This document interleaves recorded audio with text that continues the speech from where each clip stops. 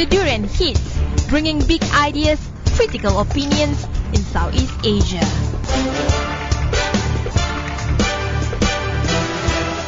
Hi, this is Arlene and you're listening to Durian ASEAN, the voice of discovery and sharing. With me is Professor Kenneth Surin. He's all the way from the US. He's a professor of literature from Duke University. Hi, how are you? Hi, Arlene. I'm delighted to be on your show. Yes, and today we are going to talk about public-private partnership, and you're going to provide us a critique on that particular topic. Before that, could you introduce yourself? I was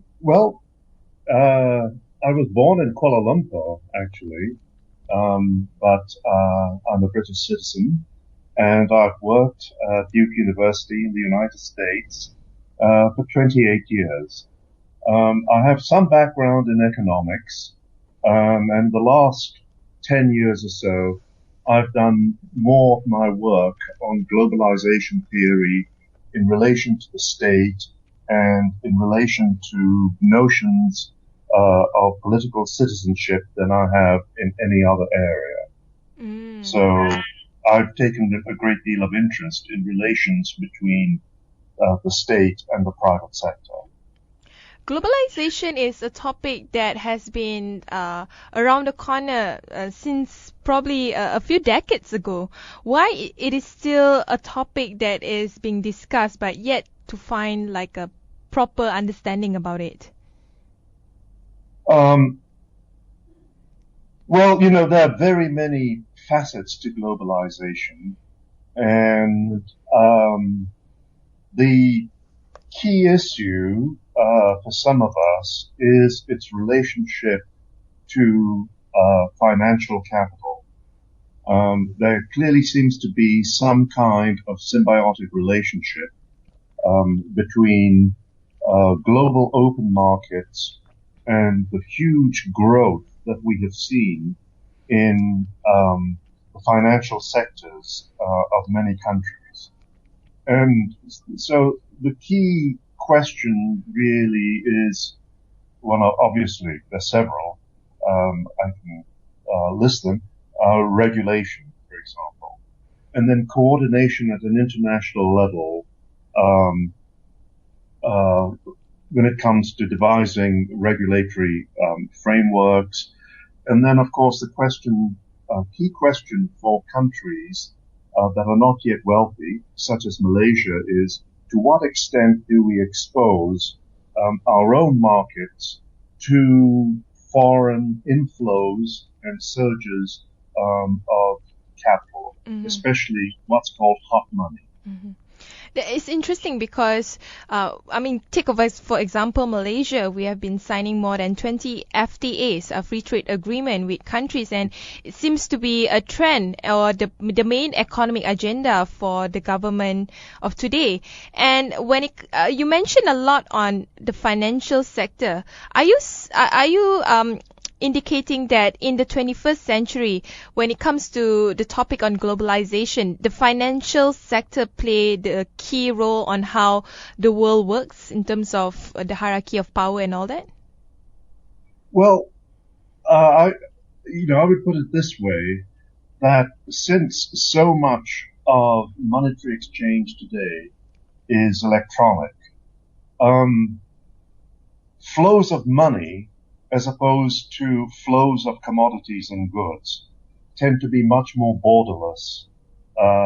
And of course, this means their visibility to regulatory agencies, for example, is much harder to detect than it is, if you're moving cars or airplane parts. It's not tangible enough to be detected. Yes, it's the question of tangibility. So in that sense, why the world is moving towards that sort of system? Why not the other way around? Well, this development is driven primarily by Anglo-America. Okay, the City of London and Wall Street had by far the vastest stock exchanges of all. And the narrative that would account for this development, of course, is going to be long, and there are going to be people who will question various aspects of it. But basically, consensus, or near consensus, to be more accurate, is that in the 1970s and 1980s, profitability in the industrial sector in these countries declined. And it declined significantly enough that money in search of profits had to find other avenues. And the avenue that was chosen was primarily financial assets. And of course, hand in hand with this went the colossal growth of computer technologies that enabled not only communications between different banking units across the world, different stock exchanges, it enabled these entities to function in a 24/7 relationship. So that, for example, when the Tokyo Stock Exchange closes, the ones in America start to open. So you have the insertion of a 24/7 cycle, which made it far easier to move money. And of course, with the improvements in technology, the speed at which money or financial assets could be moved increased at a rate that would have been unimaginable 30 or 40 years ago. Mm-hmm. And I mean, just the example that I give is a very basic one. Okay, you have money to invest. You invest it in a factory. It might take 5 years before you start to get a return on it. And even if your return on it is superb, you get back maybe 10%. Okay, and returns on industrial investment in the countries that I've just talked about, America and the UK, were not even near to that. But, you know, you're a bank, you open a credit card offshoot, and you're charging people 20%. So if you're a businessman looking for a return on your investment, it obviously makes more sense to put that money into your credit card offshoot, where you're getting 20%, as opposed to investing it in factory production, where, you know, if your performance is stellar, you might get 10%. But the maths is very simple. I see. In this case, we go back to our main discussion today about the growing, I would say, financial capability of the corporate sector. In this case, governments all over the world are actually promoting the idea of public-private partnership as a way for government to expand its assets, resources, building infrastructure, and many other ways in terms of trying to achieve the goals of governments all over the world. What actually is public-private partnership? Why it is such a key, important agenda in a lot of governments all over the world? Well, you know, the key element in it, at least if you believe what governments tell us, the key elements are twofold. The first is this, that it means that a country that is not rich can, in this partnership, access financial resources that are provided by the private sector. That's the first. The second is this, that the claim is that the government sector or the state sector lacks certain kinds of expertise and even certain forms of efficiency that can be provided by the private sector. So governments who are persuaded by these two reasons are, of course, very eager and happy to form such partnerships. Mm-hmm.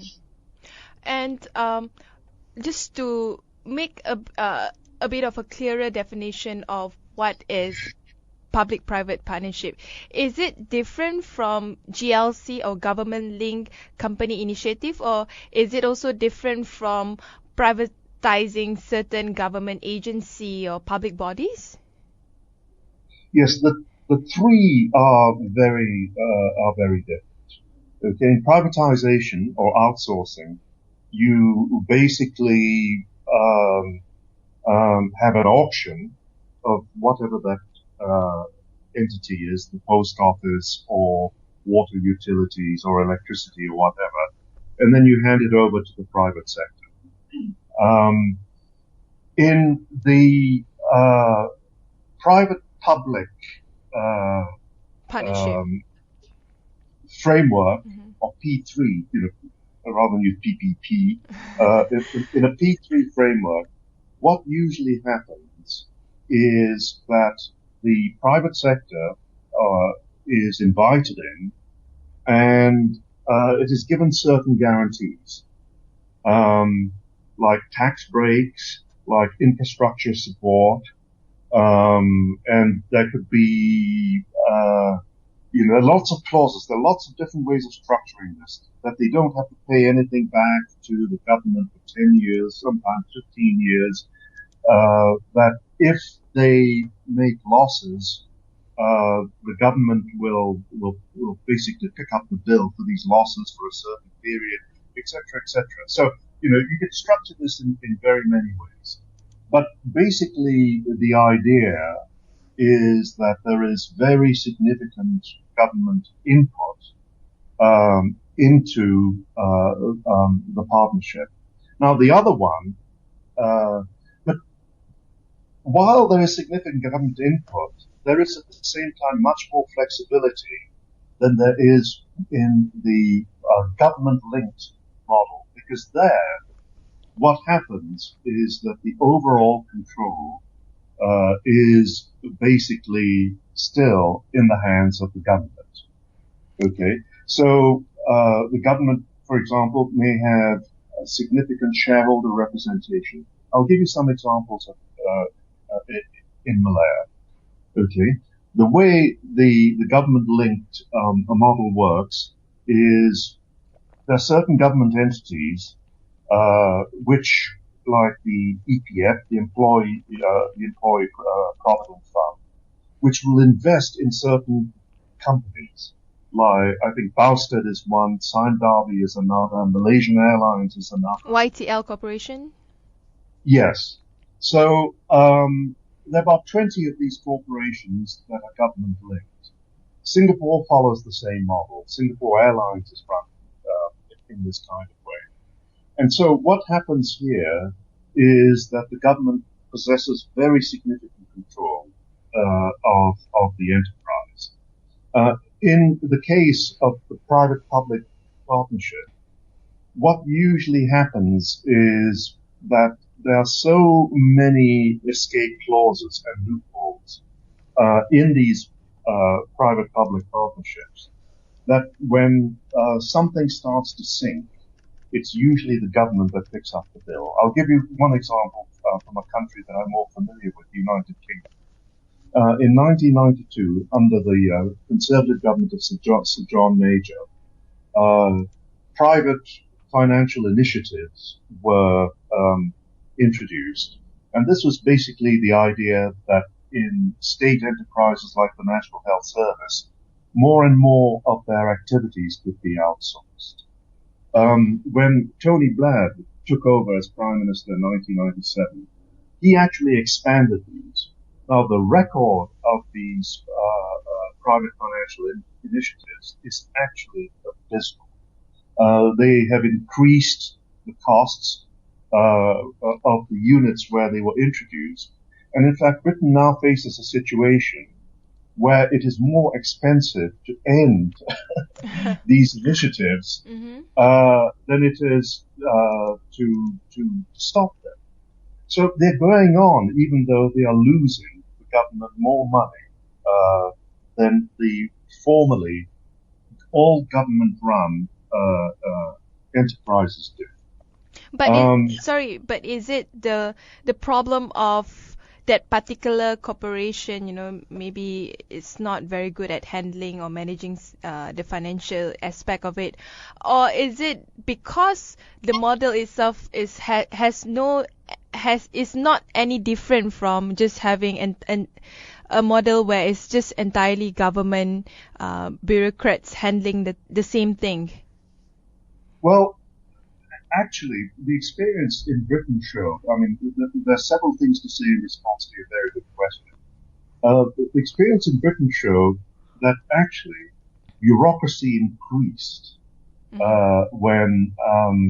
uh, when the private financial initiative was introduced, and this is because you have to have an entire level of bureaucracy to monitor the quality and the quantity of the services that were being delivered by these private companies. And then, of course, what happened is that the bureaucrats were turning round and saying, if I work for the government side of this operation, my salary is only 20% of the person that I'm dealing with in the private company.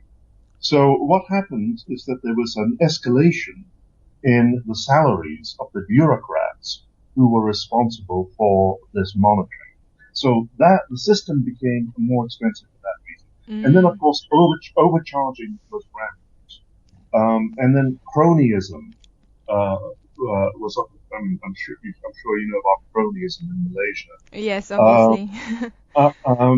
so cronyism, overcharging, the need to hire an entire stratum of bureaucrats on the government side to monitor the extra activities that were introduced through collaboration with private entities meant that the whole system ended up costing more money. Now, this is not just been the experience in the United Kingdom. I've looked at the data carefully. It's been the case also in Australia and in Canada. But Um, but what's so attractive about this P3 when it shows the reverse result rather than promoting competition, efficiency, and all these other promises that people talk about when it comes to how the private sector can somehow reduce the red tape? well, what happens there? You know, there is obviously a legal framework which adjudicates the relationship between the government and the private entities that it's dealing. Okay, and one of the first things that you would have in this legal framework is a contract, which of course provides a time frame. We will deliver X, Y, and Z for 5 years, 10 years, 15 years, 20 years. And it becomes too expensive for the government to opt out of the contract or to seek to renegotiate. And the other thing that can happen, of course, is as a government, provided no laws are broken, you have no control over what the private company is doing at their end of things. Okay? So you might, for example, form a contract with a German company. The German company may then reassign some of its operations to a country in Slovenia or in Hungary or something like that. And the government has no control over that? And the government will have no control over that. Yep, because every time the government may have some control over that, but then it'll have to hire more bureaucrats in order to see that, that the controls that it put in place, are being observed. And quite a lot of the time, governments in smaller countries just don't have the resources to do this kind of monitoring. monitoring, micromanagement, or whatever. Mm-hmm. So, I mean, that's one control. But And of course, mhm. the more control the government wants over the arrangement, the less attractive it becomes to the private company. Mm-hmm. Yes. But Um, but just to add on, because a lot of the people who are pro public-private partnership, one of the key I think attraction would be private companies are the ones that spur technological advances and innovation. I mean, when you talk about corporations, you think about Google, Microsoft, and all these companies that have made significant improvisation in terms of IT and technology. So do you agree with that? Do you think that through PPP, governments actually can revamp themselves and become more technologically savvy and spurring towards more innovative thinking and all that? okay, this is a debate where even the very first statement that you made can be questioned by some. Yes, Google, Apple, etc., are cited as exemplars of what the private sector can do. But really, if you look at how Google and Apple operated, without very significant input from the U.S. Military expenditures, from U.S.-sponsored, government-sponsored research, etc., etc., they would not have been able to get off the ground. Okay, but let's put that to one side. Surely, I mean, let's grant the assumption that the private sector has areas of expertise that governments simply cannot possess. Now, the thing, of course, is this, that in a great many of the enterprises in which such private-public partnerships are initiated, the British Health Service, for example, the biggest component of expenditure is actually the salary bill. Okay? Mm-hmm. So if you are a private company in partnership with the British government to provide a certain service or range of services to the British government, the first thing that you do, given that the biggest slice of the pie that you have to give away is the salary bill, you start to cut salaries and you start to cut the number of people who work for you. And this has happened across the board in these PFIs in the UK. There have been massive reductions in the people who are employed by the National Health Service. The quality of the service deteriorates, etc., etc., while the private company still continues to make massive profits. And in fact, in some areas of technology, we had a recent case in Britain recently where a contract was given to a private company to provide cancer scanners. But this is cronyism, you see. And this private company was going to charge more than for all those scanners than the government could do it if the government bought the scanners and operated the scanners through the government service. Mm. But cronyism meant that some pal or somebody important in the Conservative government, that meant that the order went out. You have to outsource this to this private company. But actually, the technology is costing more because of that. That's an interesting argument. Anyway, we'll take a short break. When we return, we will talk more about the P3. The Durian Heat, bringing big ideas, critical opinions in Southeast Asia.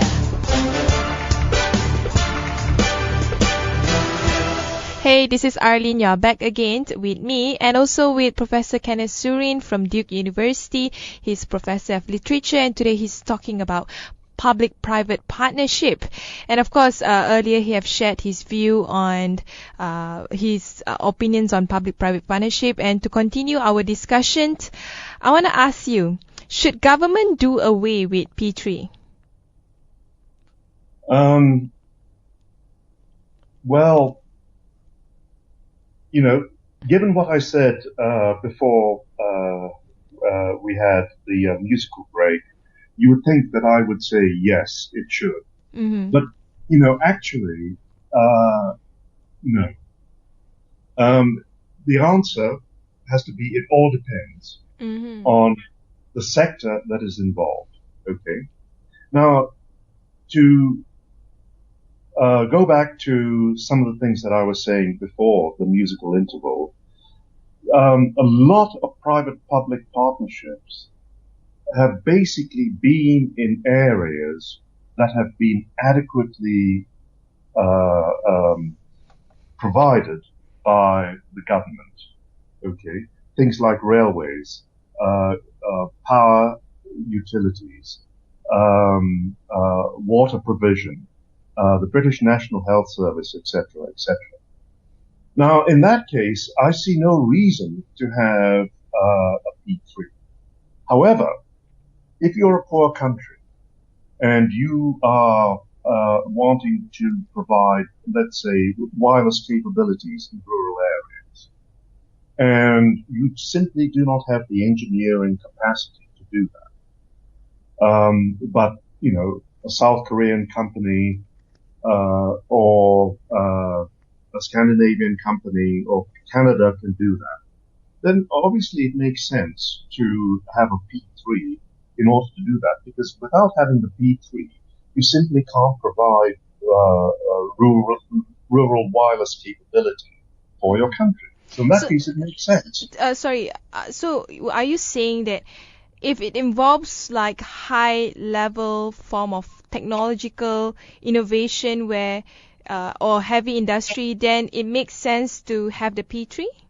Would that be the case? Yes. I think it would. And you see this happening, let's say in Africa, where there's been a huge expansion of the railway network in African countries, and a lot of it is being done by China. So in that sense, I would much prefer competent Chinese engineers to be building my railway tracks and railway bridges and providing the locomotives and the carriages than I would trying to generate, some local enterprise, which is not going to be good at doing that. That's interesting. But if the country itself is not really, an underdeveloped country, I guess it's an emerging economy. Like, for example, Malaysia, the government actually, I would say, created P3 on things like, for example, I just give one example in our national national education blueprint, where the government outsourced the BistariNet. It's a kind of online platform for teachers and parents and students to a company, a conglomerate company. But at the same time, the company got a lot of criticism for not being able to deliver what it promises or has some defects on its platforms. How do you view that? Do you necessarily think that companies can provide technological innovations to governments just because they are private companies? No, I think it would depend on the sector. It would depend on the track record of the companies, and of course it would depend on monitoring, etc., etc.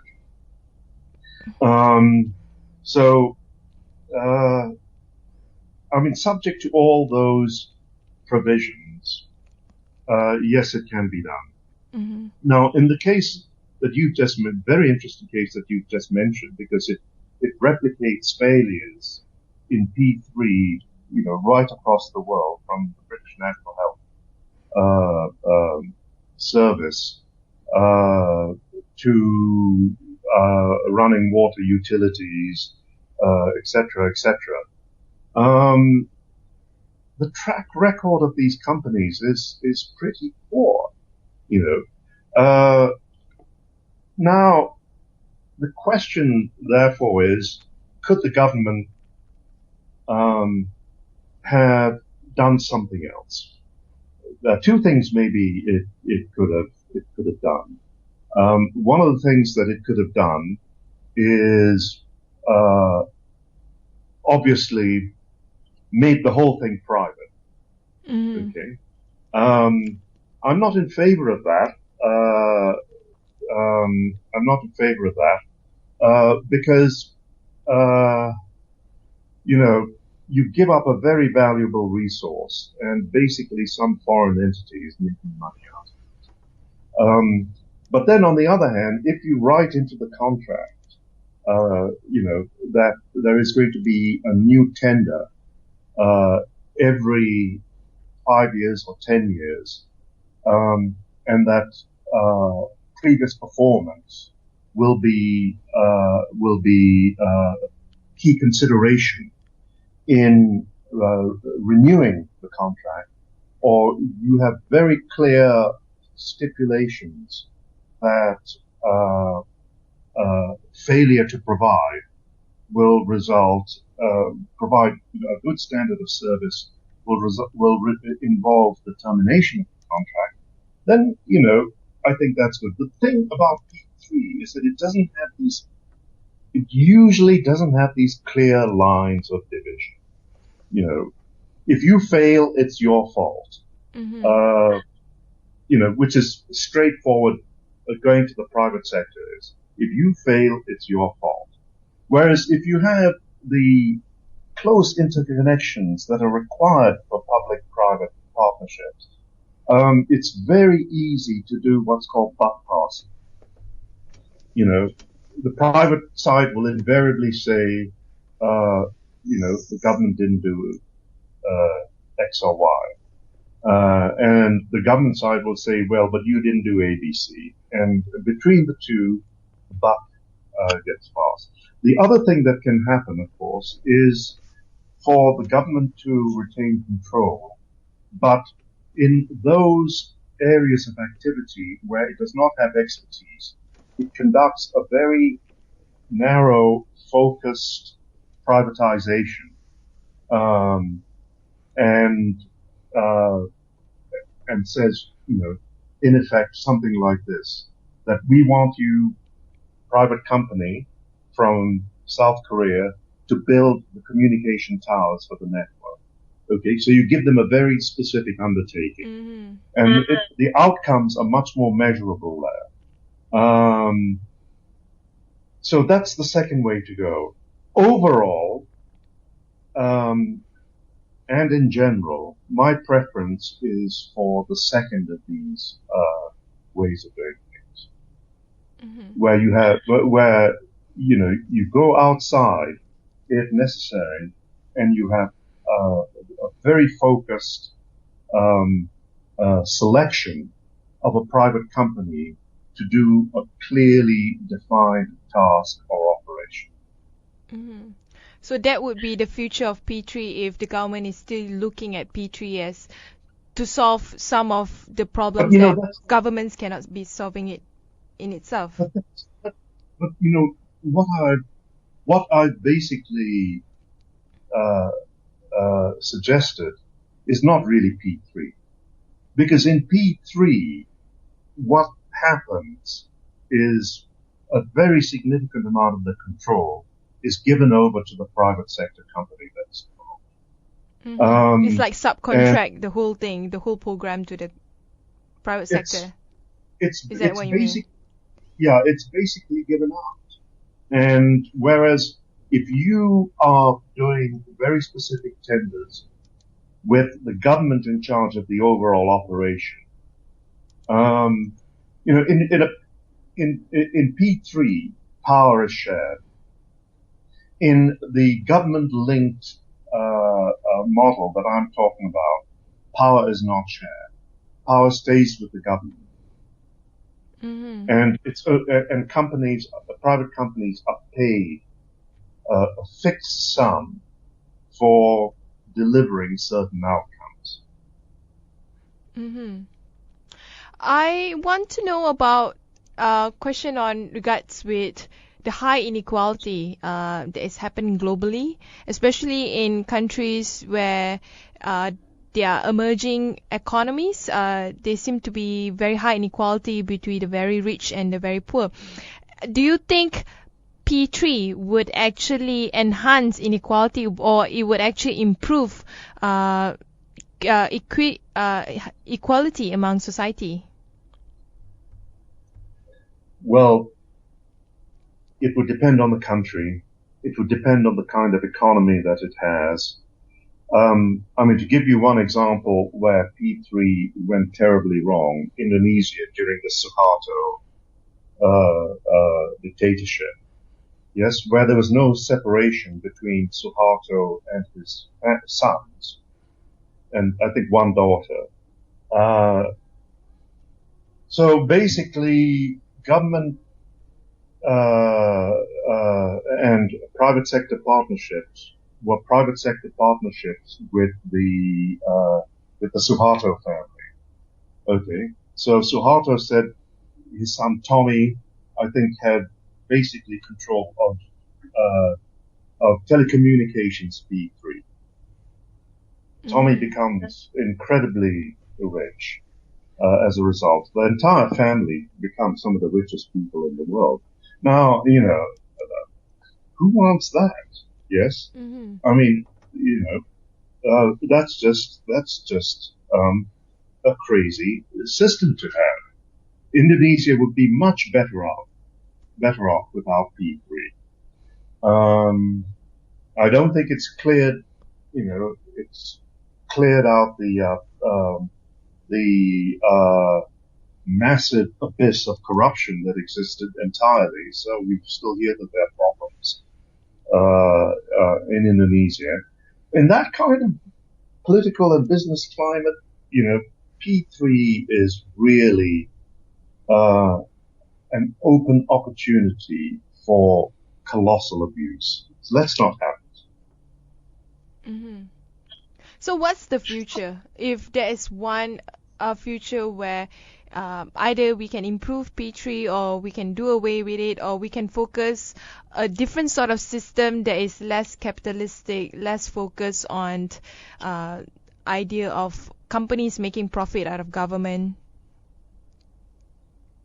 And in developing, you know, if you are a major corporation, usually Western, but you know, sometimes Japanese, sometimes Korean, and now, you know, also Chinese. You want lucrative opportunities for your partnerships, okay? And the most lucrative targets in developing countries are fairly obvious. Minerals is one, but you know, also things like water, you know, reservoirs, for example, electricity provision, etc., etc. Now, what's going to happen is the government basically conducts a sale of these huge assets. You know, because water is a huge asset and it's going to grow exponentially in value with global warming, etc., etc.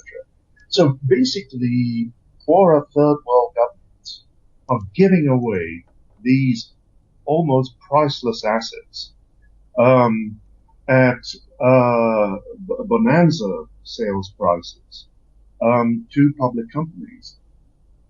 Mm-hmm. I know, you know, there are kickbacks and under the table, you know, you give me this contract and your daughter will get this scholarship to an American university or da da da. So, I mean, this is hugely to the advantage of a poorer country, giving away such immeasurably valuable resources to the private sector. Why not, of course, we don't have this kind of framework where you have regional development banks with real teeth, where you have proper consortium arrangements so that, if a smaller third world country can't do something on its own, it can partner with surrounding countries. Let's say Malaysia can't do something on its own, it can partner with Indonesia or Thailand or something like that. With consortia like that, with regional banks that are not dominated by Washington and the EU and London. And China now, the emerging one. And the infrastructure China. bank. Yes, and China. Yes. But, my sense is that because the Chinese enterprises, and I teach in China 2 or 3 times a year, the Chinese enterprises are still very heavily constrained by the Chinese government. It is much more difficult for them to take advantage of, say, a poor African country than, a Western company that simply wants to make big profits. The Chinese, I talk to Chinese academics about it, and they say, well, there's still remnants of this communist mentality that you don't rob the poor, etc., etc. And China's good at, it basically sends its engineers there. They live in camps, etc. They do the job for 3 years and they're brought back. And that's how China operates. It's not going to be interested in forming a close relationship with the finance minister of Zaire or Rwanda or whatever, so that money can be made between private Chinese individuals. So it's still very much communistic in its approach. And the family. It's still very much communistic in its approach in terms of how it's going to, in terms of its economic development. Would that be the case? No? Well, let me refine that. Communist not, in the old-fashioned sense, but communist in the sense of being state-centered. Okay. Centralized government decision making? In terms of centralized government and government control over, whether it's building a 20-kilometer bridge in an African country or giving it a rail network or building power stations there. Even if it's done by a Chinese company, the hand of government regulation is going to be much heavier than it is if it is done by Siemens in Germany or some French enterprise. Well, unfortunately, Prof. Kenneth Surin, we are at the end of our show. If you can sum up about P3 from your point of view, what would that be? My answer is treat P3 with very great suspicion. Do not employ P3 for valuable resources that your country has. Try, if you need outside expertise, try and target it, and keep it focused. Provide a regulatory framework where you have the proper opting out clauses, etc., and then you should go ahead. Subject to all those caveats, you go ahead with it. Far preferable are government-linked enterprises where control remains in the hand of the government, even though it may bring in outside expertise as needed. So that's the option that I tend to prefer for developing economies. Mm-hmm. Thank you very much. Thanks for sharing your thoughts with us. Okay, thank you, and I'll be in KL in August. Yeah, see you.